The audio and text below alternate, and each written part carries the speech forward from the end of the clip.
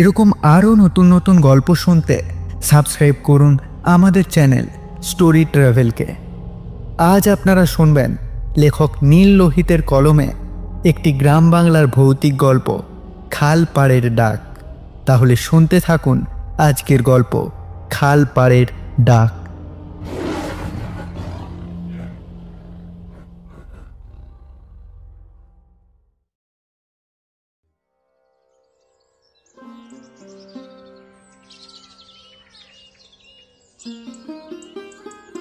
রোদ ঝলমলে এক ক্লান্ত দুপুর। গ্রামের উত্তর দিকের পুকুর পাড়ে বসে আছে এক বছর বয়সের যুবক, নাম নীলরতন রায়। চোখে স্বপ্নের রং, হাতে কলম,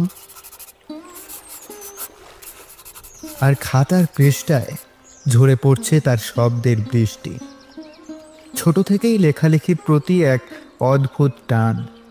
সে চায় একদিন তার নাম ছাপা হবে বইয়ের দুই মলাটের ভাঁজে, সাহিত্যের পাতায় পাতায়। ওদিকে মাথার ওপর পাখিরা দল বেঁধে উড়ে চলেছে।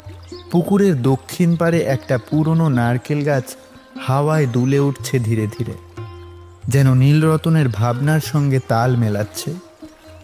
খোলা প্রকৃতির মাঝে নীলরতন লিখে চলেছে তার মনের ভাব, কিছু না বলা কথা। এমন সময় সে লক্ষ্য করে পুকুরে কলসি করে জল নিতে আসছে তাদেরই গ্রামের একদল তরুণী।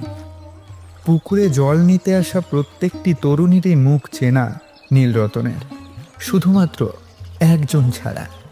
তাকে সে চেনে না, আগে কখনো দেখেও নেই গ্রামে। তার কি পরিচয় সে কিছুই জানে না। গায়ের রং শ্যামবর্ণ, তবে তার চোখে এক অদ্ভুত ধরনের শান্ত দীপ্তি, যেন গ্রামের আকাশে ভেসে থাকা কোনো মেঘহীন বিকেল। জলের কলসিটা নিয়ে হাঁটছে, কিন্তু মনে হচ্ছে যেন নদী বয়ে চলেছে তার সঙ্গে। তার চুল খোঁপা করে বাঁধা, খোঁপার এক পাশে গুঁজে রাখা নাম না জানা একটা বুনো ফুল, ঠিক যেন তার মতনই পরিচিত নয়, তবু আপন। নীলরতন তাকিয়েই থাকে চুপচাপ, কারণ এই মেয়েটিকে শব্দে বাঁধা যায় না, তাকে শুধু অনুভব করা যায়। এরপর থেকে মেয়েটিকে দেখার জন্য নীলরতনের মনে আলাদা একটা ব্যাকুলতার সৃষ্টি হয়। প্রত্যেক দুপুরে সেই নাম না জানা মেয়েটিকে দেখার জন্য পুকুর পাড়ে গিয়ে হাজির হয় সে। এমনভাবেই একটা সপ্তাহ কেটে গেল।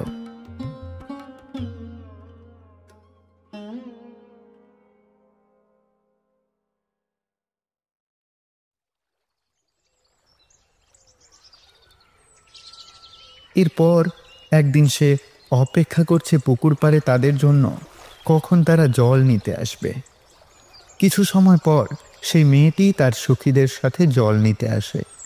মেয়েটি তার পাশ দিয়ে যাওয়ার সময় সে আনমনেই বলে ফেলে, তোমরা এলে যেন পুকুরটা কবিতা হয়ে ওঠে, আর তুমি এলে সেই কবিতা যেন প্রাণ পায়। মেয়েটি থমকে দাঁড়ায়, একটু বিস্ময়ে তার দিকে তাকায়, তারপর শান্ত গলায় বলে, আপনি আমাদের জন্য প্রতিদিন এখানে বসে থাকেন?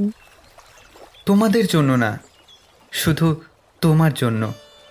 তোমাকে দেখলেই কবিতা লিখতে ইচ্ছে করে, আর তোমাকে না দেখলে দিনটাই ফাঁকা লাগে। আমাকে তো আপনি চেনেনই না, নামও জানেন না। তাহলে?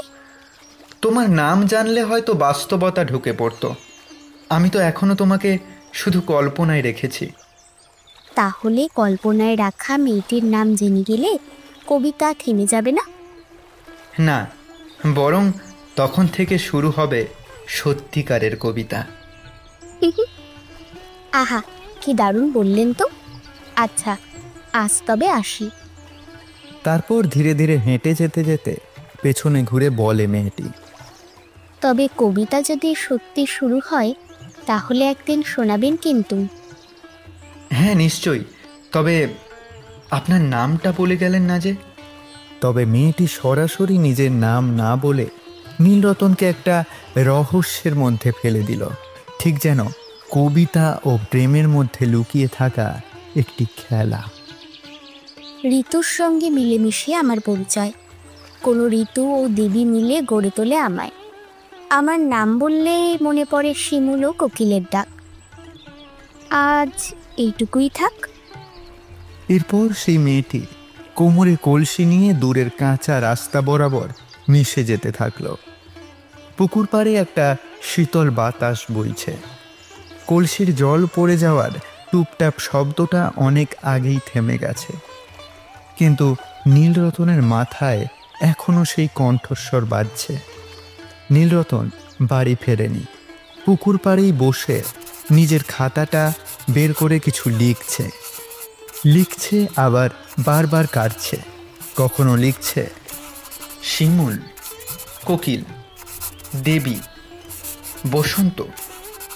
তারপর বারবার একটাই নাম মনে আসছে, বাসন্তী। তখন সন্ধে হয়। নীলরতন ঘরে ফিরে আসে। মাটির ঘর, জানালা দিয়ে পুকুরটা দেখা যায়। আলো কমে আসছে। একটা মাটির প্রদীপ জেলে সে বসে পড়ে খাতার সামনে। সেই ধাঁধার লাইনগুলো নতুন করে লেখে, কিন্তু এবার তার পাশে লেখে একটি শব্দ, বাসন্তী। ঋতুর সঙ্গে মিলেমিশে আমার পরিচয়। আমাদের 6টি ঋতু। কোনো ঋতু বা দেবী মিলে গড়ে তোলে আমায়। বসন্তকালে বাসন্তী পূজা হয়। আমার নাম বললেই মনে পড়ে শিমুল ও কোকিলের ডাক। বসন্তকালে বাসন্তী পূজা হয়। সেই সময় শিমুল ও কোকিলের ডাক শোনা যায়। এরপর রাতেই লিখে ফেলে কবিতা বাসন্তীর উদ্দেশ্যে।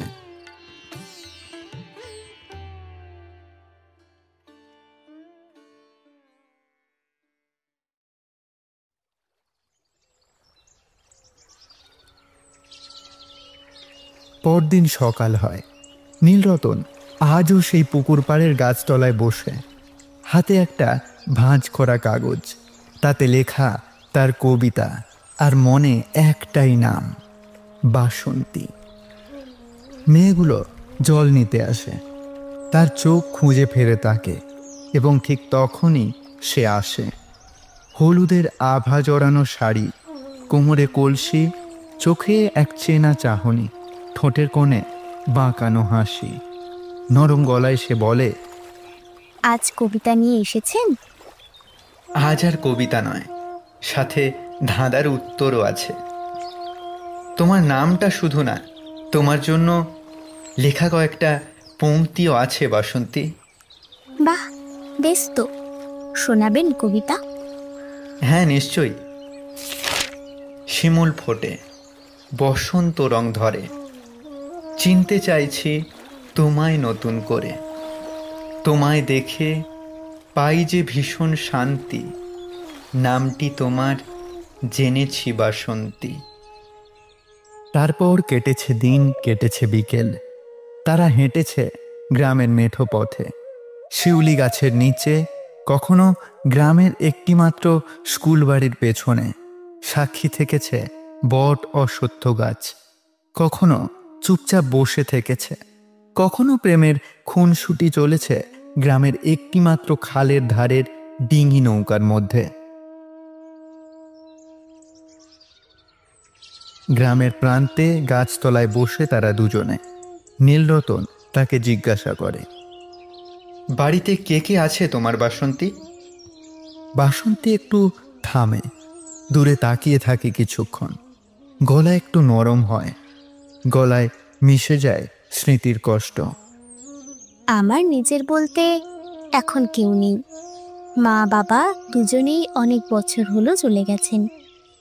আমি এখন এই গ্রামে দিদার বাড়িতে থাকি। মুখুজ্জেদের পাশে ছোট্ট সেই কাঁচা বাড়িটা, ওটাই আমার ঠিকানা। নীলরতন কিছুক্ষণ চুপ করে থাকে।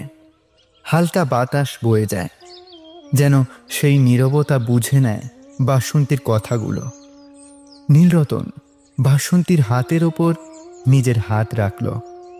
কোনো ঘোষণা ছিল না, কোনো প্রতিজ্ঞাও নয়। তবু প্রেমের প্রথম স্পর্শ যেন গাঁথা হয়ে গেল হাওয়ায়, পাখির ডাকে। চোখে একরাশ গভীরতা নিয়ে নীলরতন বলল, তুমি চাইলে তোমার ওই নিজের বলতে কেউ নেই কথাটাকে আমি মিথ্যে করে দিতে পারি।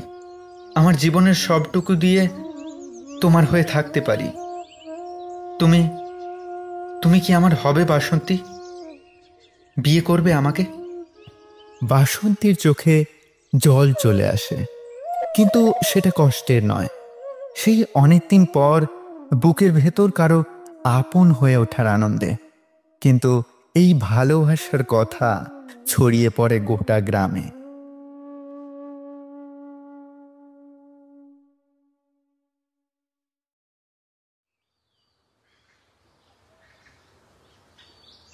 দুপুরবেলা নীলরতনের মা উঠোনে তুলসী গাছে জল দিচ্ছেন। এমন সময় পাড়ার এক চেনা গৃহবধূ গাঙ্গু বউ হাঁপাতে হাঁপাতে এসে হাজির। রাজলক্ষ্মীতে, একটা কথা বলি, রাগ কইরো না। শুনলাম তোমার ছেলেটা, মানে আমাদের নীলরতন গো, ওই বাসন্তীকে নাকি ভালোবাসে। ওকে আবার নাকি বিয়ের কথাও বলেছে। কে বাসন্তী? ওই যে ওই কালো মেয়েটা গো, মুখুজ্জেদের পাশের বাড়ি। আরে করবি বুড়ি নাতনি। মা বাবা কেউ নেই শুনেছি মেয়েটির, লোক মুখে শুনলাম তোমার ছেলেই নাকি প্রস্তাব দিয়েছে তার বউ হওয়ার। কিছুক্ষণ চুপ করে থাকে নীলরতনের মা, মুখটা কঠিন হয়ে ওঠে। এই যুগের ছেলে মেয়েরা তো কিছু মানেই না, কিন্তু ও মেয়ে তো বিধাতার দুঃখ। না গেরস্ত পরিচয়, না রং, না কুল। গাঙ্গু বউ সুযোগ পেয়ে এবার আগুনটাকে আর একটু খুঁচিয়ে দেওয়ার তাল করে বলে, আমি তো ভাই যা শুনি তাই বলি। একদিন কি জানি শুনবো হয়তো কালো মেয়েটা ঢুকেছে তোমার ঘরের লোক কি হয়ে, তখন কিন্তু মান সম্মান সব গেল। গ্রামের লোক তো আর চুপ করে বসে থাকবে না, হাসির পাত্র হবে সবার সম্মুখে আর কি। নীলরতনের মায়ের বুকের ভেতর অসীম দ্বন্দ্ব চলতে থাকে। একটু গম্ভীর হয়ে তিনি বলেন, আমার ছেলে যতই লেখাপড়া করুক, আমি তাকে এমন কুলহীন মেয়ের গলায় মালা দিতে বলিনি। বাবা মা নেই মানে তো সে কর নেই। কালকে যদি কিছু হয়ে যায়, কে পাশে দাঁড়াবে? গাঙ্গু বউ চলে যেতে যেতে বলে, আমি তো যা শুনেছি তাই বললুম বাপু, তুমি তো মা, তুমি বোঝো কোনটা ঠিক আর কোনটা ভুল। এলুম গো। নীলরতনের মা চুপ করে বসে থাকে তুলসী তলায়, মুখটা দৃঢ়, কিন্তু চোখের কোণায় এক অদ্ভুত দ্বিধা। ছেলে তার জীবন, কিন্তু সমাজ তার অভ্যেস। মা হবার অনুভব আর সমাজের ভয়, এই দুয়ের মাঝে এক নিঃশব্দ লড়াই শুরু হয় তার মনে।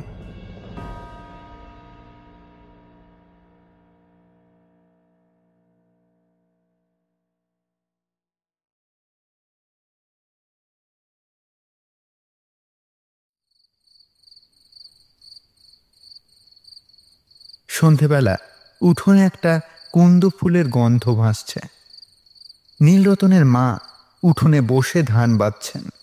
নীলরতন এসে পাশে বসে, নরম গলায় মাকে বলে, মা, একটা কথা বলতে চাই, তুমি রাগ করো না যেন। মাথা নিচু করে কাজ করতে করতেই মা বলেন, আগে শুনি তো, তারপর দেখব রাগ করব কি করব না। বাসন্তীকে আমি ভালোবাসি, তাকে আমি বিয়ে করতে চাই। মা চমকে ওঠে, একটু চুপ করে থেকে বলে, ওই বাসন্তী, যার কেউ নেই, ওই কালো মেয়েটা? ওর মনটা দেখো মা, আমি ওকে ভালোবাসি। গ্রামের লোকে কি বলবে রে? সমাজে তো মাথা তুলে চলতে হয় আমাদের। নীলরতনের মা সমাজের ভয়, লোকলজ্জা আর নিজের কুসংস্কারের বেড়াজাল ডিঙিয়ে ছেলের এই সম্পর্ক মেনে নিতে পারেনি।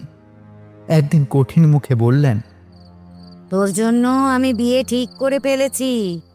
ওই বাসন্তীকে ঘরের বউ করলে সমাজে মুখ দেখাতে পারবো না। নীল অনেক অনুরোধ করলেও লাভ হয়নি। তার বিয়ে হয়ে যায় রাজেশ্বরী নামে এক ভদ্র সুন্দর স্বভাবের শান্ত মেয়ের সঙ্গে।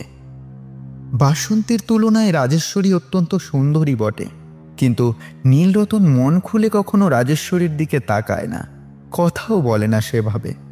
মুখে সবসময় বিরক্তি লেগে থাকে। রাজেশ্বরী চুপচাপ সহ্য করে, তবুও নীলের যত্ন নেয়। অন্যদিকে ভাঙা হৃদয় নিয়ে বাসন্তীও নিজেকে সরিয়ে নেয়। অনেক দূরের এক মানুষ সুভাষ তাকে বিয়ে করে ঘরে তোলে, সম্মান দেয়, কিন্তু নীলের মন তবু শান্ত হয় না। তার মন পড়ে থাকে কাগজ কলমে। সে লেখক হতে চায়, স্বাধীনভাবে শহরে বসে লিখতে চায়। এই বিয়ে, এই সংসার কিছুই চায় না সে। তারপর একদিন সে ছক কষে। রাজেশ্বরীকে বলে, চলো তোমার বাপের বাড়ি যাই, অনেকদিন যাওয়া হয়নি। পথ দিয়ে যেতে তো অনেক সময় লেগে যাবে, তার চেয়ে বরং আমরা আমাদের গ্রামের খাল দিয়েই চলে যাব, তোমাদের গ্রামে নৌকো করে। রাজেশ্বরী অত্যন্ত খুশি হয়। সেও নীলরতনের কথায় রাজি হয়ে যায়।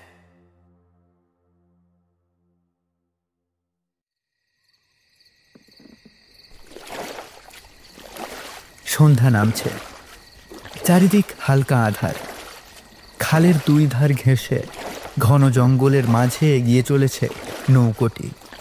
হঠাৎ নীল বলে ওঠে, এই জায়গাটা খুব বিপজ্জনক, শুনেছি এখানে ডাকাতদের আস্তানা আছে। তুমি একটু নেমে ওই গাছের আড়ালে থাকো, আমি একটু সামনে গিয়ে দেখে আসি সব ঠিকঠাক আছে কিনা, তারপর তোমায় নিয়ে এগোবো। রাজেশ্বরী একবারও সন্দেহ করে না। স্বামীর কথায় বিশ্বাস রেখে গাছের আড়ালে দাঁড়িয়ে পড়ে। নীল এগিয়ে যায়, আর ফেরে না। সে ফিরেও চায়নি। চিরতরে রেখে যায় রাজেশ্বরীকে সেই জঙ্গলের নিঃসীম নিঃসঙ্গতায়। সে ফিরে যায় শহরে নতুন জীবন, নতুন লেখার খাতা নিয়ে নতুন অধ্যায় শুরু করতে। ভালোবাসা ছিল, কিন্তু ছিল না পরিণতি, ছিল না উপলব্ধি, ছিল না ক্ষমা। এরপর অনেক বছর কেটে যায়, কিন্তু নীলরতনের আর কোনো খবর পাওয়া যায় না।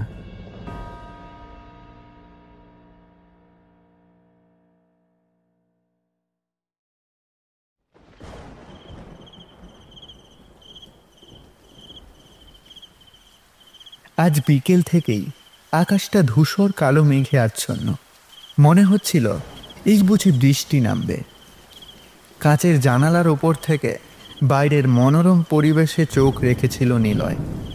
সে যেন প্রকৃতির বুক চিরে কিছু একটা খুঁজে বেড়াচ্ছে, কোনো ইঙ্গিত, কোনো ডাক। বৃষ্টির শব্দ জোরালো হয়।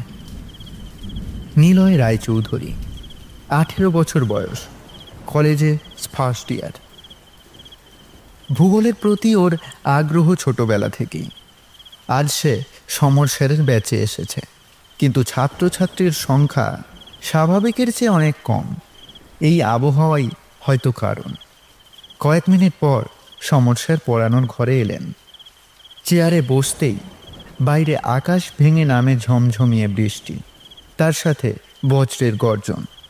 যেন প্রকৃতি আজ কোনো অদ্ভুত সেতারে সুর বাজাচ্ছে এক প্রাচীন রাগে। সমর স্যার নরম কণ্ঠে বলেন, আজ আর মনে হচ্ছে না কেউ পড়তে আসবে, বাইরে প্রকৃতির যা অবস্থা। এক মুহূর্ত পর হঠাৎ বিদ্যুৎ চলে যায় ঠ্যাক শব্দে। লোডশেডিং। হ্যাঁ, ব্যাস শুরু হয়ে গেল ছাত্রদের কিচিরমিচির। স্যার আজ আর পড়া নয়, আপনি একটা গল্প বলুন। হ্যাঁ স্যার, ভূতের গল্প হলে তো জমে যাবে। ভূতের গল্প? আমি তো নিজের চোখে কোনো ভূত দেখিনি, তবে একটা অভিজ্ঞতা বলতেই পারি। নিজের জীবনে না হলেও আমার খুব কাছেই ঘটেছিল এমন এক ঘটনা। ছাত্ররা চুপ, শুধু স্যারের কণ্ঠটাই শোনা যায়। আজ থেকে 10-12 বছর আগেকার কথা। আমরা কলেজ থেকে ভূগোল এক্সকারশনে গিয়েছিলাম ঝাড়গ্রাম।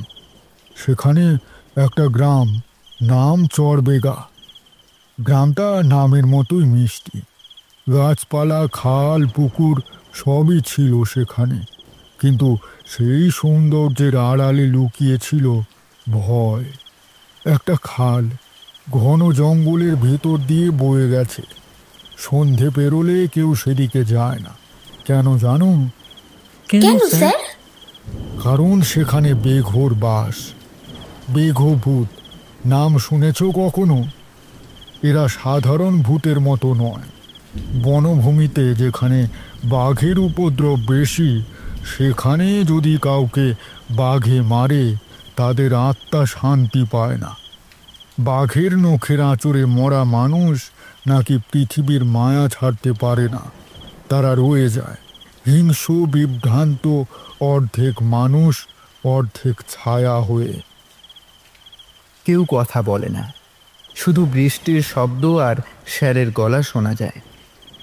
চারপাশে লোকালয় খুব একটা বেশি নেই, কিন্তু গল্প বেশি।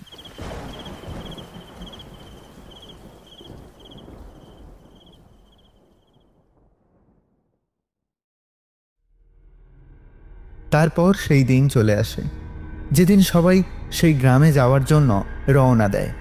যখন তারা সেই গ্রামে এসে পৌঁছয় তখন প্রায় দুপুর গড়িয়ে বিকেল। তখনও যেন সূর্যের অলস আলোয় মোহিত সেই চরবেগা। তাদের থাকার ব্যবস্থা মূলত গ্রামের একটি স্কুল বাড়িতে করা হয়েছিল। সেখানে গ্রামের মানুষের কাছ থেকে গ্রামের খালের রহস্যের কথা তারা জানতে পারে। সন্ধে নামতেই গ্রামের চারপাশ অদ্ভুত নিস্তব্ধতায় ঢেকে যায়। ঠিক এমন এক সন্ধ্যায় গ্রাম নিবাসী হরিহর দাস কাঁধে জাল নিয়ে নৌকো করে মাছ ধরার উদ্দেশ্যে বেরিয়ে পড়ে সেই অভিশপ্ত খালের দিকে। সেখানে জাল ফেললে অনেক মাছ পাওয়া যেতে পারে সেই আশায়। তবে সেখানকার প্রশাসনের কড়া হুকুম, কেউ যেন সূর্যাস্তের পর এই খালে মাছ ধরতে না আসে। হরিহর ভেবেছিল বেশি মাছ ধরতে পারলে তাহলে বেশি আয় করতে পারবে। সেই লোভে মাছ ধরতে ধরতে কখন যে খালের গভীরে ঘন জঙ্গলে প্রবেশ করেছে একদম সে ঠাহর করতে পারেনি।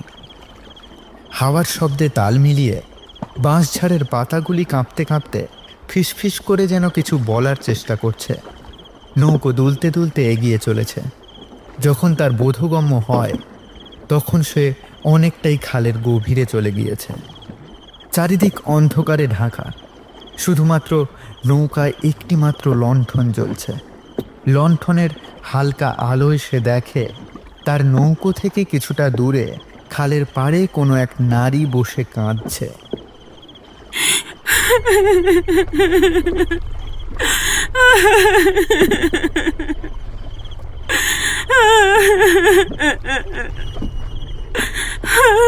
মাথায় টকটকে লাল ঘোমটা, কপালে সিঁদুর, হাতে শাঁখা পলা, যেন সদ্য বিবাহিতা।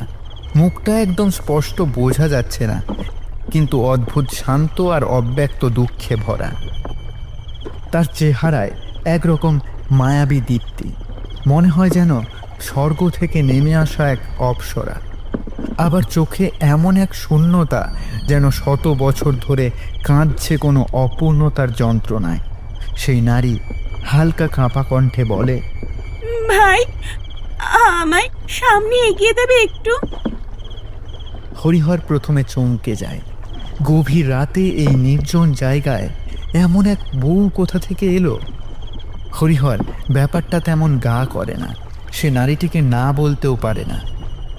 হ্যাঁ হ্যাঁ, আসুন আসুন, অসুবিধে নেই, এগিয়ে দেব। অনেক ধন্যবাদ। পরিবেশ একেবারেই থমথমে, বাতাস নিস্তব্ধ। মাঝপথে হরিহর খেয়াল করে সেই নারী কিন্তু কোনো কথা বলছে না।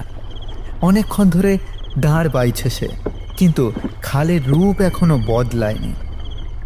বাঁ দিকের বাঁশঝাড়, ডান দিকের কচুরিপানা সব এক, যেন কোনো অদৃশ্য দেয়ালে আটকে আছে সে। অবশেষে হতাশ হয়ে সে ফিরে তাকায়। পেছনে তাকাতেই বুক কেঁপে ওঠে। কিছু মুহূর্ত আগে যে নারী তার নৌকায় উঠেছিল সে আর সেখানে নেই। হরিহর বুঝতে পারছে না সে কি করবে, বাড়ি ফিরবে কিভাবে। এতক্ষণে সে বুঝতে পারে নিশ্চয়ই বেঘোর পাল্লায় পড়েছে সে। ঠিক সেই একই জায়গায় আবার ফিরে এসেছে সে। খালের ধারে বসে আছে সেই নারী, একেবারে আগের মতোই। একই ঘোমটা, একই চোখের জল, একই প্রশ্ন। ভাই, আমায় একটু সামনে এগিয়ে দেবে? যেন সময়ও এখানে স্তব্ধ হয়ে গিয়েছে। হরিহরের হাত পা ঠান্ডা হয়ে আসে। সে বুঝতে পারে ভয়ঙ্কর কোনো ফাঁদে সে জড়িয়ে পড়েছে। সে চোখ ঘুরিয়ে তাকিয়ে দেখে চারিদিকটা এক ভয়ঙ্কর নিঃসঙ্গ বৃত্তে ঘুরছে। সে নৌকো ঠেলে পেছনে ফিরতে চায়, কিন্তু জল যেন জমে গেছে, কিছুতেই এগোতে পারে না সে। এভাবে 3, 4, 5 বার বারবার ফিরে আসে সে। আর প্রতিবারই সেই নারী তার দিকে তাকিয়ে একটিই কথা বলে, ও ভাই, আমায় একটু সামনে এগিয়ে দেবে? হরিহর তাকে জিজ্ঞাসা করে, তুমি তুমি কে? কিন্তু সে কোনো উত্তর দেয় না। সেই নারী এক লাফে তার দিকে ধেয়ে আসে। হরিহর আর পাচ্ছে না, গলা শুকিয়ে কাঠ। সে উঠে দাঁড়াতেই নৌকো দুলে ওঠে। তীব্র এক চিৎকারে চারিদিক কেঁপে ওঠে। সেই নারীটির চোখ নেই। হরিহর দেখতে পায় তার মুখটা, শুধু কালো ফাঁকা গহ্বর। চোখের জায়গায় যেন বাঘের থাবায় উপড়ে নেওয়া ফাঁকা রক্তাক্ত দুটো গর্ত। মুখের এক পাশ ছেঁড়া, বাঘের আঁচড়ে মাংস নেই, হাড় দেখা যাচ্ছে। সেই নারী একটা তীব্র গর্জন করে উঠল। খলখলে হাসির শব্দে ভরে গেল চারিদিক। তীব্র আক্রোশে ব্যাঘ্র আঁচড় কাটতে লাগলো সেই নারী মূর্তি হরিহরের ওপর।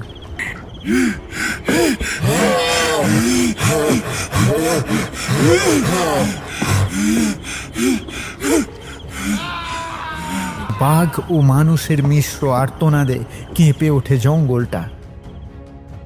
পরদিন সকালে হরিহরের নৌকা পাওয়া যায় খালের এক প্রান্তে। তবে হরিহরকে পাওয়া গেল না। জালের মধ্যে জড়ানো ছিল তার ছেঁড়া গামছা আর মাছ ধরার কিছু সরঞ্জাম, আর কয়েকটা ছড়ানো ছিটানো মাছের কাঁটা।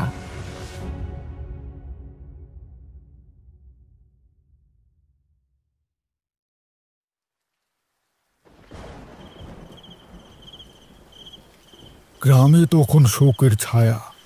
কাল সেই সন্ধেতে নাকি হরিহর মাছ ধরতে বেরিয়েছিল আর ফেরেনি। গ্রামের অনেকের ধারণা সে নির্ঘাত বেঘোর পাল্লায় পড়েছিল। তার স্ত্রী অত্যন্ত ভেঙে পড়েছিল। তার স্ত্রী গ্রামের মানুষদের অনেক অনুরোধ করে,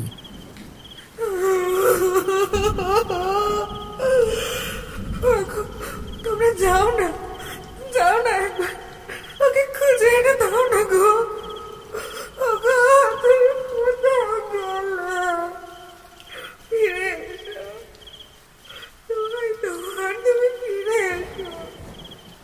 আমরা এক্সকারশনের জন্য বেরিয়ে পড়েছিলাম ছাত্রছাত্রীদের নিয়ে। যখন আমরা বিকেলে গ্রামে ফিরি, শুনলাম নাকি গ্রামের কয়েকজন তাকে খুঁজতে বেরিয়েছে। তারপর স্যার, হরিহর বাবুকে তো আর পাওয়া যায়নি নিশ্চয়ই? না, হরিহর বাবুকে আর পাওয়া যায়নি। তারপর কি হলো স্যার? ওই লোকগুলো যে খুঁজতে বের হলো তারা কি ফিরেছিল ঠিকভাবে?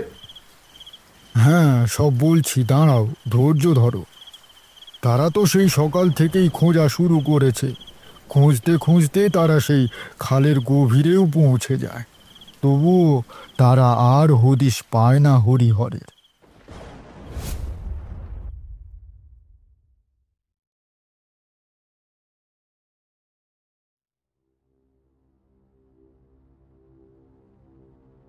চারজন গ্রামবাসী, ভুবন, পরিতোষ, অজয় আর অলোক, একটা মাঝারি নৌকোয় উঠে সেই সকাল থেকেই হরিহরকে খুঁজে বেড়াচ্ছে, কিন্তু হরিহরের দেখা মেলে না। কালো মেঘে ঢেকে আছে আকাশ।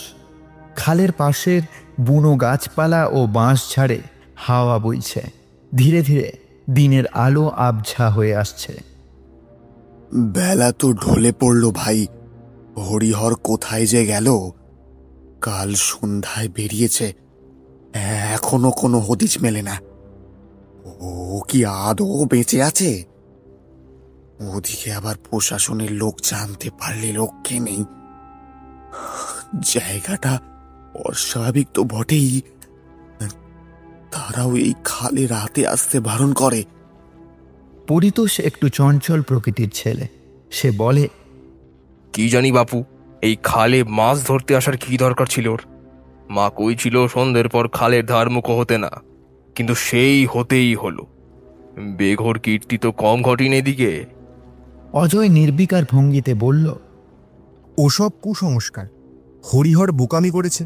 এই বাদলা দিনে মাছ ধরতে গিয়েছিল, হয়তো কোথাও আটকে পড়েছে। শান্ত স্বরে অলোক বলল, হরিহর এমন নয় ভাই, সে খুব সাহসী একজন মানুষ।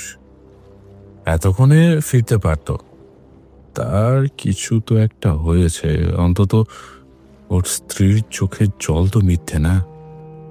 বউটা তো কাঁদছিল, তাই আর বসে থাকতে পারলাম না, সেই জন্য আমাদের খুঁজতে বেরোতেই হলো। তা যা বলেছ, অন্ধকার হয়ে এসেছে। এবার মনে হয় আমাদেরও ফিরে যাওয়া উচিত, কারণ খালের ইতিহাস তোমরা সবাই জানো। তা জানি বই কি। এই একটা জিনিস খেয়াল করেছ? জায়গাটা কেমন যেন আস্তে আস্তে থমথমে হয়ে আসছে। আরে ভয় পাওয়ার কি আছে? যদি আমরা বেঘোর পাল্লায় পড়ি, তাহলে তো আর রক্ষে নেই। যত তাড়াতাড়ি সম্ভব আমাদের গ্রামে ফিরে যেতে হবে। একটু গম্ভীর গলায় পরিতোষ বলে ওঠে, তোরা তোরা বেঘোর ব্যাপারে কতটুকুই বা জানিস? ওই তো যারা খালের গভীরে মধু কাটতে বা মধু পাড়তে বা মাছ ধরতে আসে, তারা হয়তো বাঘের কামড়ে মারা যায়। তাদের অতৃপ্ত আত্মা কিন্তু মুক্তি পায় না, তাদের হাতেই লোকজন মারা পড়ে। এটাই তো খালের ইতিহাস। এটাই শুধু এই গভীর জঙ্গল এবং এই খালের ইতিহাস নয়, আমি আমার দাদুর মুখে শুনেছি। কেন তোরা জানতিস না? আগে তো বলো তুমি ঘটনাটা। বলে ওঠে বাকি তিনজন। আমি শুনেছি এই খালের গভীর জঙ্গলে এক মহিলাকে বসে থাকতে দেখা যায়। সে হয়তো অপেক্ষা করে কারোর জন্য, বা মুক্তি চাই, বা তার সাথে এমন কোনো ঘটনা ঘটেছে সেই আগেই মানুষদের মেরে ফেলে। অজয় তাচ্ছিল্যের সুরে বলে, এই সমস্ত ভুলভাল কাহিনী থামাও তো। তোমার ভূতের গল্প শুনে আতঙ্কিত হব, ওসব মানুষের ভুল ধারণা। ভুবন এবার বলে ওঠে, তার মানে পরিতোষদা, এতদিন ধরে গ্রামে এত মানুষকে যে আমরা হারিয়েছি, তা ওই মহিলার জন্য। হয়তো আমরা হরিহরকেও হারিয়ে ফেলেছি। হতেই পারে। যদি সত্যি বেঘোর পাল্লাই পড়ে, তাহলে ও মরেনি, ও রয়ে গেছে এই খালেই, অর্ধেক মানুষ আর অর্ধেক ছায়া হয়ে। মুখ সামলাও। মানুষ খুঁজতে এসে ভয় দেখাও কেন তোমরা? ওরা খালের এক গভীর বাঁকে এসে পৌঁছয়। এখানে হালকা কুয়াশা, বাতাস থেমে যায়।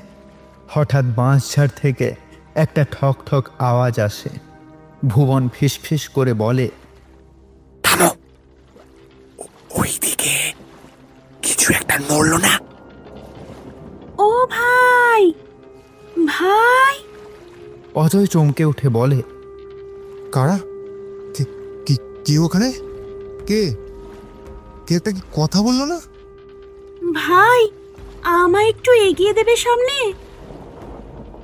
চারজন স্তব্ধ, কেউ নড়ে না। শুধু জলের ছলাচ্ছল শব্দ আর এক ধরনের অদৃশ্য ঠান্ডা হাওয়া যেন পিঠ বেয়ে নামতে থাকে। আমি তো ভাবছিলাম মিথ্যে গল্প, কিন্তু এইটা তো। হঠাৎ তারা দেখে খালের পাড়ে এক নারী বসে, লাল ঘোমটা মাথায়, হাঁটু জড়িয়ে কাঁদছে সে। পরিতোষদা, এটা সেই বউটা নয় তো? আরে নৌকার দাঁড় থামাস না, এগিয়ে চল, উপেক্ষা করে চল। কিন্তু তারা যতবারই তাকে উপেক্ষা করে চলে, সেই ঘুরে ফিরে একই জায়গায় এসে পৌঁছয়। ভুবন বলে ওঠে, এবার মনে হয় আমাদের মরণ এগিয়ে এসছে। নৌকা নারীটার কাছে আসতেই হঠাৎই সেই নারী এক লাফে উঠে দাঁড়ায়, ঘোমটা সরে যায়। আমায় একটু সামনে এগিয়ে দেবে? সে কি বিশ্রী মুখ! চারজনের চোখ ফেটে যায়, মুখ শুকিয়ে কাঠ। তার মুখের এক পাশ থবড়ানো, চোখ নেই, শুধু গর্ত। রক্তের ছাপ এখনো লেগে, তবু ঠোঁটে সেই একই প্রশ্ন, আমায় একটু সামনে এগিয়ে দেবে?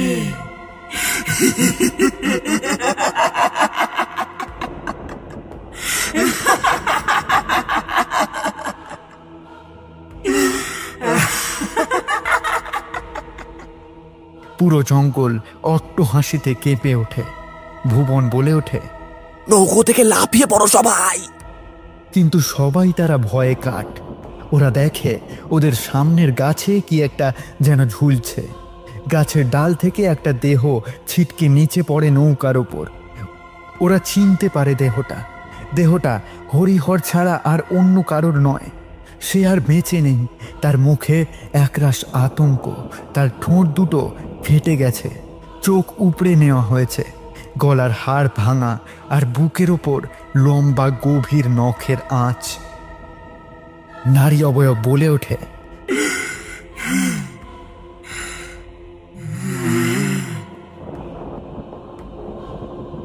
আমায় নৌকো থেকে দেখতে পেয়েছিল। আমি ডাকছিলাম, কিন্তু সাহস দেখাতে গিয়ে আমার চোখে চোখ রেখেছিল। শেষে আমার মতোই তড়হল করেছি। এবার তোদের পালা, তোদের পালা।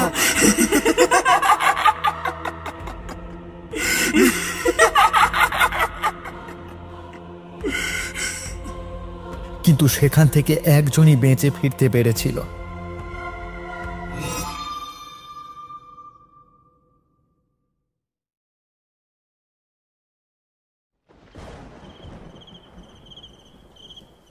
সেই বিভীষিকা ভরা রাতে ভুবন নৌকা থেকে ঝাঁপ দেয় এবং কোনো রকমই নিজের প্রাণ বাঁচিয়ে সাঁতার কাটতে কাটতে ঘাটে এসে পৌঁছয়। পরদিন সকালবেলায় গ্রামের সবাইকে তাদের সাথে ঘটে যাওয়া সব ঘটনা খুলে বলে। তাহলে খালের গভীরে সেই মহিলার কি হলো? এখনো কি মানুষে বেঘর পাল্লায় পড়ে স্যার? আর মহিলাটাই বা কে? সব ছাত্রছাত্রীরা জিজ্ঞাসা করে। সেটা আমি ঠিক বলতে পারবো না, কারণ তার দুদিন পরেই আমাদের ফিরে আসতে হয়েছিল। তবে সে এক রহস্যে ভরা গ্রাম বটে। কে জানে, আজও চড়বেগায় সেই খালের ধারে কেউ গেলে একটা ছায়া হয়তো তাকিয়ে থাকে, অপেক্ষা করে তার পরবর্তী শিকারের জন্য। এই বলে স্যার তার অভিজ্ঞতার কথা শেষ করে। বাইরে বৃষ্টি কিছুটা থেমে এসেছে, কিন্তু নিলয় স্যারের সমস্ত কথা মন দিয়ে শোনার পর স্যারকে জিজ্ঞাসা করে, স্যার, সেই গ্রামের খালটা কি গ্রামের উত্তর দিকের শেষে? হ্যাঁ, তুমি কি করে জানলে? আমি তো বলিনি তোমায়। গ্রামের দক্ষিণ দিকে বড় খেলার মাঠ আছে, আর আপনাদের থাকার যে ব্যবস্থা করা হয়েছিল সেই স্কুলটা দোতলা ছিল। হ্যাঁ ছিল। গ্রামের উত্তর দিকে একটি বড় পুকুর রয়েছে, নারকেল গাছে ঘেরা। কিন্তু এত কিছু জানলে কিভাবে? তুমি গেছিলে নাকি কখনো? না, যাইনি, তবে আমার স্মৃতিতে ভেসে আসে এই সমস্ত জায়গা। নিলয় আর কিছু বলে না। বাকিরাও চুপ। ঘরের ভেতর নিস্তব্ধতা। স্যারের ব্যাচ থেকে ফিরে রাতে নিলয় ঘুমানোর চেষ্টা করলেও তার ঘুম আসে না। স্যারের বলা ঘটনা এবং কিছু এমন জায়গার স্মৃতি যেখানে সে এই জীবনে কখনো যায়নি, এই সমস্ত স্বপ্ন মাঝে মধ্যেই সে দেখে। সে কোনো মেয়ের সাথে হেঁটে বেড়াচ্ছে গ্রামের মাঠঘাটে। সে স্বপ্নে দেখে একটি পুকুরের সামনে বসে আছে সে। স্যারের বলা ঘটনার সাথে তার স্বপ্নের কোনো এক নিবিড় সম্পর্ক রয়েছে, সে বুঝতে পারে। সঠিক করে ব্যাপারটা জানতে গেলে তাকে একবার হলেও চড়বেগায় যেতেই হবে।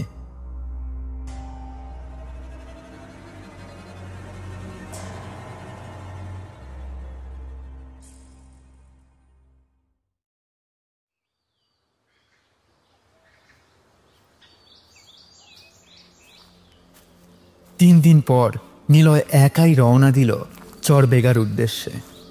নিলয়ের চোখে তখনও ঘুম ভালো করে কাটেনি, কিন্তু বাসের জানালার বাইরে তাকাতেই হঠাৎ বুকের ভেতরটা কেমন ধক করে উঠল।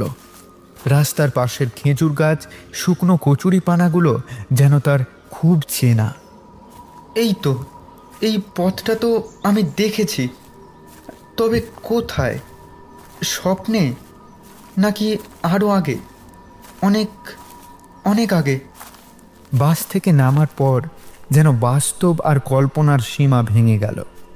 গ্রামটার নাম শুনেই গায়ে কাঁটা দিল তার। চড়বেগা। কিন্তু আশ্চর্যের বিষয়, অদ্ভুতভাবে সে যেন জানে কোন দিকে হাঁটতে হবে। কাউকে কিছু জিজ্ঞেস করতে হয় না। পায়ের নিচে শুকনো ধুলো আর মাথার ভেতরে ঘুরছে এক পুরনো দিনের দৃশ্য। নিলয় ধীরে ধীরে হাঁটছে গায়ের পথ ধরে। বাঁদিকে একটা পুরনো তাল গাছ, ডান দিকে ভাঙা মন্দির।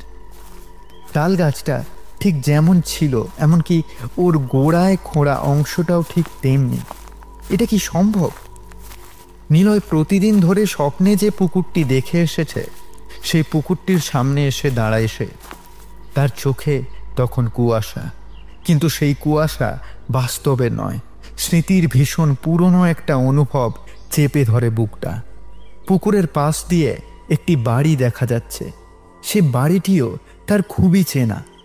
বিকেল গড়িয়ে সন্ধে হয় সে এসে দাঁড়ায় সেই খালের সামনে, কিন্তু কোনো নৌকোর দেখা মেলে না। তারপর তার চোখ পড়ে একটি ছোট ডিঙি নৌকার দিকে। সেটিতে চেপে বসে সে এবং তার স্বপ্নের রহস্য উন্মোচন করতে অগ্রসর হয়। চড়বেগা গ্রাম ধীরে ধীরে নিস্তব্ধ হয়ে পড়ছে। সে জানে আজকের রাতটা অন্য রকম। এই খালটা, এই গন্ধ, বাতাসের এই শীতলতা সব কিছুই তার ভেতরে একটা অতীত খুলে দিচ্ছে। একটা পুরনো ব্যথা, একটা না পারার কষ্ট, আর একটা মুখ যেটা অন্ধকারে আজও তার অপেক্ষায় বসে আছে। প্রায় মিনিট ৪৫ নৌকো চালানোর পর সে খালের গভীর জঙ্গলে এসে পৌঁছেছে। চারিদিকে ঝিঝি পোকার ডাক। কিছুটা দূর এগোতেই তার চোখে পড়ে কেউ একটা বসে আছে খালের পাড়ে। ব্যাপারটা বুঝতে তার অসুবিধা হলো না, কারণ এই ঘটনা তার কাছে নতুন নয়। এই সেই নারী, ঠিক যেমনটা সে স্বপ্নে দেখেছে এবং স্যারের কাছ থেকে জানতে পেরেছে, ঠিক তেমন। নৌকোর পাশে বসে, মাথা নিচু, হাতে শাখা পলা, কিন্তু মুখে সেই চিরন্তন বিষাদ। নৌকো নিয়ে তার সামনে এগোতেই সেই নারী বলে ওঠে, আমায় একটু আগে ছেড়ে দেবে? নিলয় তাকে তুলে নেয় নৌকোয়। নিলয় সেই মহিলার উদ্দেশ্যে বলে ওঠে, আমি জানি তুমি কে। তুমি ফিরে এসেছো?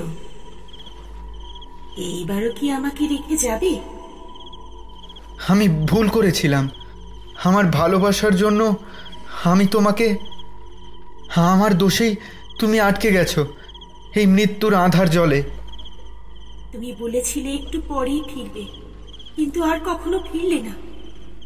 তুমি ভেবেছিলে আমাকে রেখে গেলে আমি মরে যাব আর তুমি বেঁচে যাবে। তুমি ভুলে গেছিলে মৃত্যু শুধু শরীরের হয়, আত্মার নয়।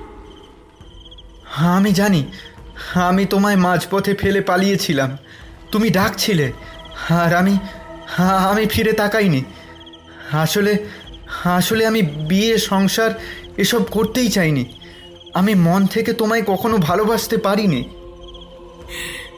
আমি শুধু সাহায্য চাইনি সেদিন, আমি তোমার উপর ভরসা করেছিলাম। যে অপেক্ষা ধীরে ধীরে রূপ নেয় বিষের। আমি একা বসেছিলাম এই খালের পাড়ে, ঘন্টার পর ঘন্টা তুমি আর ফিরলে না। তারপর আমি বাঘের মুখে পড়ি, আর আমার আত্মা বেঁচে থাকে। সে আর কোথাও নড়তে পারে না এখান থেকে। এই খালের পাড়ে প্রতিদিন সে অপেক্ষা করে। সেই নারী ঘন্টার পর ঘন্টা অপেক্ষা করেছিল। তারপর শুনতে পেয়েছিল ঝোপে আওয়াজ। ডাকাত নয়, ছিল বাঘ। একটি হুঙ্কারের শব্দ, আর তারপর নিঃসীম অন্ধকার। সে মরেছিল একা, পরিত্যক্ত, ভাঙা হৃদয়ে। তার চোখে তীব্র রাগ। কান্নায় ভেঙে পড়ে সে বলে, আমি মরেছিলাম জানো জানো কেমন করে? তোমার শেষ ভরসার জায়গা তোমার বিশ্বাসঘাতকতায়। নিলয়ের মাথা নিচু। সে বলে, আমি জানি আমি দোষী। দোষী? কি জানো তুমি? মৃত্যুর চেয়েও বড় কি প্রতীক্ষা? তুমি যেদিন চলে গেলে আমি শুধু মরিনি, আমি জন্ম নিই অন্যরকম হয়ে, একটা ছায়া হয়ে, যার রাগে শুধু আগুন, যার মধ্যে শুধু ক্ষোভ, শুধু আগুন, যার চোখে শুধু একটাই প্রশ্ন, কেন কেন? আমার চোখে সেদিন থেকেই সব পুরুষ বিশ্বাসঘাতক, সব। এরপর আস্তে আস্তে সেই নারী মাথার ঘোমটাটা সরায়। সেই বীভৎস মুখ দেখে নিলয়ের মনে এবং মুখে কোনো ভয়ের চিহ্ন নেই। ভয় পাবেই বা কেন? সে যে নিজেই ভুল বুঝতে পেরেছে। খালের মাঝখানে নিলয় নৌকোয় বসা। সেই নারীর আত্মা নিলয়কে আগের জন্মের সমস্ত স্মৃতির কথা মনে করিয়ে দিচ্ছে। এই নিলয়ই ছিল আগের জন্মে এই মহিলা, অর্থাৎ রাজেশ্বরীর স্বামী নীলরতন, যে তার সদ্য বিবাহিতা স্ত্রীকে এই গভীর জঙ্গলের মাঝে একা রেখে চলে গিয়েছিল। রাজেশ্বরী তার আসল রূপ ধরতে শুরু করেছে। শরীর বিকৃত, চোখে আগুন, মুখে ঠান্ডা বিদ্বেষ। নিলয় ঘাড় ঘুরিয়ে দেখে পেছনের বাঁশঝাড়, ডান দিকের কচুরিপানা সব এক, যেমন আগেও ছিল। সে বোঝে সে কোনো একটা টাইম লুপে আটকে গেছে। কেন করলে এরকম? এরকম কেন করলে? আমি প্রতি রাতে ফিরে আসি, আর প্রত্যেকবারই আমি তোমায় খুঁজি, কিন্তু পাই না, পাই না। নারীটির চোখ হঠাৎ লাল হয়ে ওঠে, তার নখ লম্বা হয়ে ওঠে, দাঁত বাঘের মতো ধারালো হয়ে যায়। তার শরীর দুলছে, এক অর্ধেক নারী অর্ধেক বাঘের মতো বন্য রূপে। না, প্লিজ প্লিজ আমায় মেরো না। আমারই ভুল, আমার এমনটা করা উচিত হয়নি। তোমাকে এখানে ফেলে রেখে যাওয়া আমার একদম উচিত হয়নি। যেমন করে আমি কেঁদেছিলাম, আমি মরেছিলাম, আজ ঠিক তেমন করেই তুমি কাঁদবে, তুমি মরবে।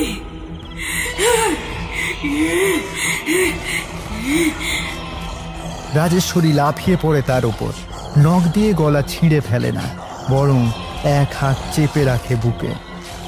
আর তার মুখটা নিলয়ের কাছে এনে ফিস ফিস করে বলে, তোমার ভয়ে চিৎকার আজ এই খালের জল শুষে নেবে, যেমন আমার জীবনটা শুষে নিয়েছিলে তুমি নিলয়।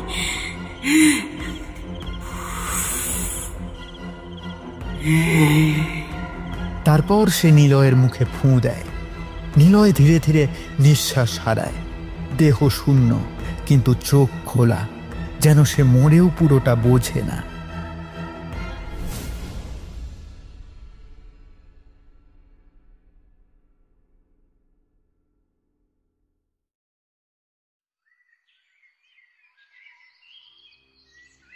পরদিন সকালে গ্রামের কিছু লোক খালের জঙ্গলে কাঠ কাটতে আসে।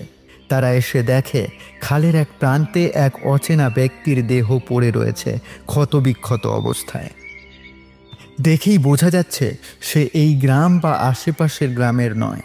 তারা দেহটিকে গ্রামের মধ্যে নিয়ে যায়।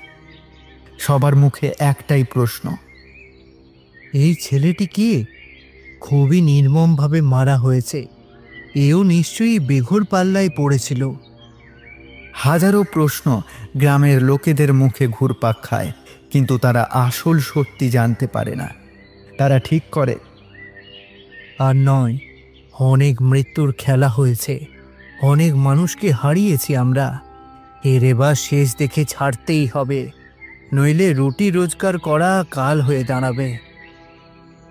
তারা তাদের গ্রামের নামকরা তান্ত্রিক ভূষণ চণ্ডীর কাছে যায়, তাকে সব ঘটনা খুলে বলে। আপনি আমাদের গ্রামের মানুষের রক্ষা করুন, কিছু একটা করুন তান্ত্রিক ঠাকুর। আজকেও অচেনা এক যুবকের দেহ পাওয়া গেছে খালের ধারে। এইভাবে আর কদিন? আচ্ছা বেশ, তবে চলো আজই, সূর্যাস্তের পর খালের গভীরে। গ্রামের সব লোকই রাজি হয়ে যায়। এরপর সন্ধে নামতেই গ্রামের কিছু লোক ও তান্ত্রিক রওনা দেয় খালের গভীরে যাওয়ার উদ্দেশ্যে। গ্রামটা আজ অস্বস্তিতে। একটা অদৃশ্য কান্না যেন বাতাসে ভেসে বেড়াচ্ছে। চরপেকা গ্রামে সবাই জানে খালের পাড়ে কেউ আছে, সে অপেক্ষা করছে প্রতিশোধের।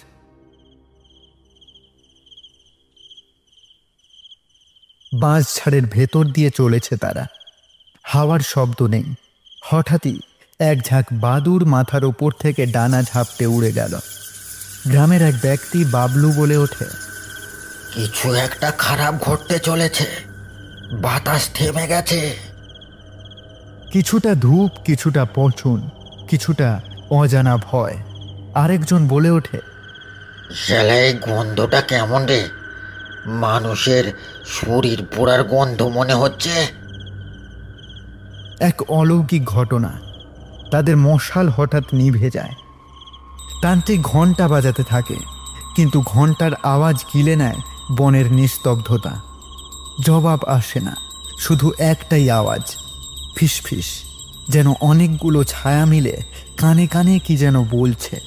এরপরই সেই মুহূর্ত, তারা নৌকো নিয়ে যখন খালের একেবারে গভীরে, তখন এক মৃদু ডাক ভেসে আসে।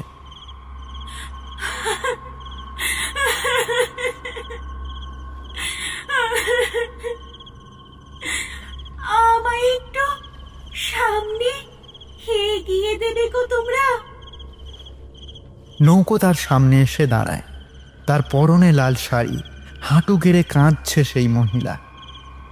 তাকে নৌকোতে আসতে বললেও সেই নারী কিছু একটা যেন বুঝতে পেরে নৌকোতে ওঠে না। নৌকোর পেছন থেকে একজন বলে ওঠে, কিছুতেই ও চোখের দিকে তাকাবে না কিন্তু। তান্ত্রিক শান্তির জল নিয়ে সেই নারীর উদ্দেশ্যে ছুঁড়ে মারে। বল কে তুই?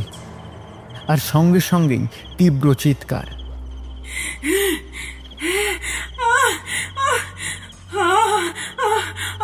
আমি সব বলছি, সব বলছি।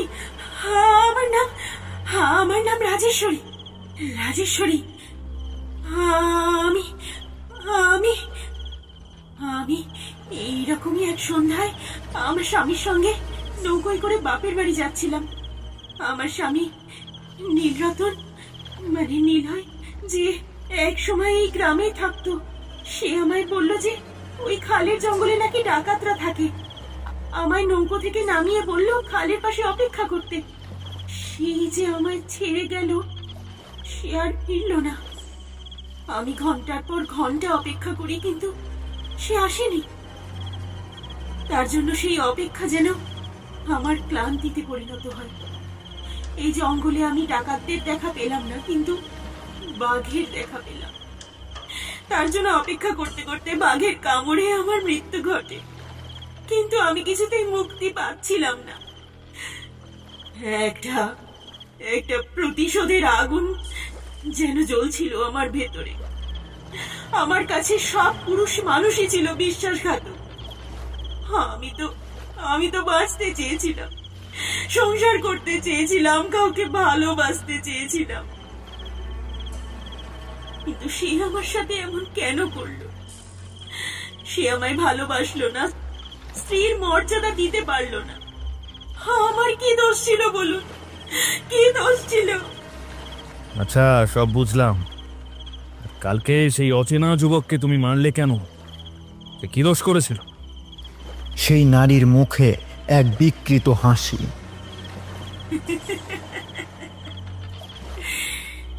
সেই যুবকই আমার আগের জন্মে স্বামী ছিল, নীলরতন, যে আমাকে একা ফেলে চলে গিয়েছিল।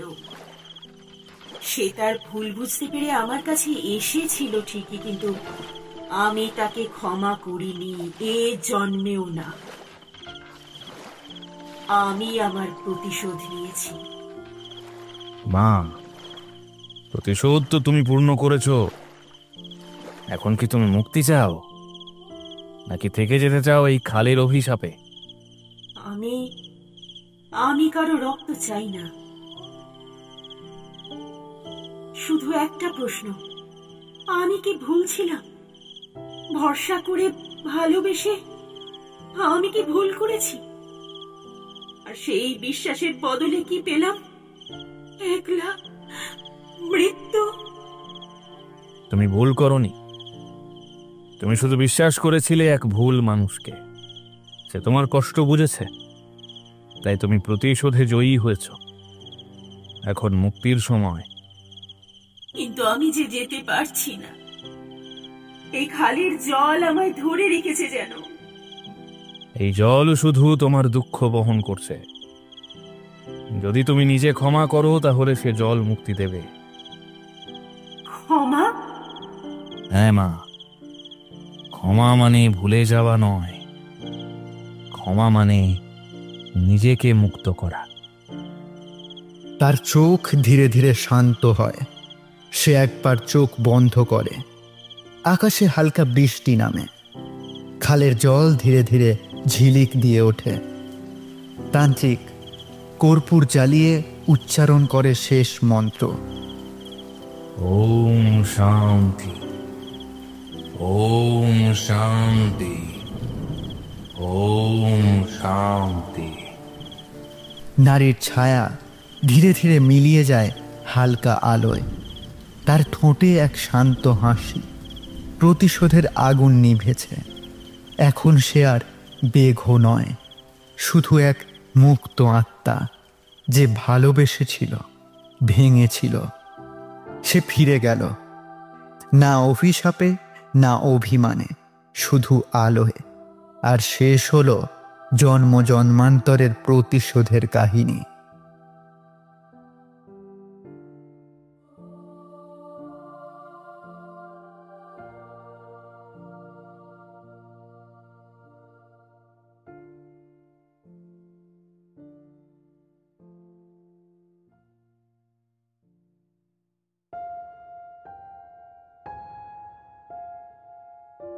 শেষ হলো আজকের গল্প। গল্পটি ভালো লাগলে অবশ্যই প্রিয়জনদের মধ্যে শেয়ার করুন এবং কমেন্ট করে আপনার মতামত জানান। আজকের গল্পের সূত্রধর ও গল্প পাঠে আমি সূর্য। বিভিন্ন চরিত্রে তৃষা, ঝিনুক, নিতাই, সুপ্রিয়, দিগন্ত, শ্রেয়সী, সুদীপ্তা, অতনু, খুশি, ঋতুদীপ, কৃষ্ণেন্দু, তমাল ও সূর্য। আবহে কৃষ্ণ। প্রচ্ছদ অলঙ্করণে সায়ন। সমগ্র পরিচালনায় টিম স্টোরি ট্রাভেল। তাহলে দেখা হচ্ছে আবার অন্য কোনো গল্পে। ততক্ষণ সবাই ভালো থাকুন। শুভরাত্রি।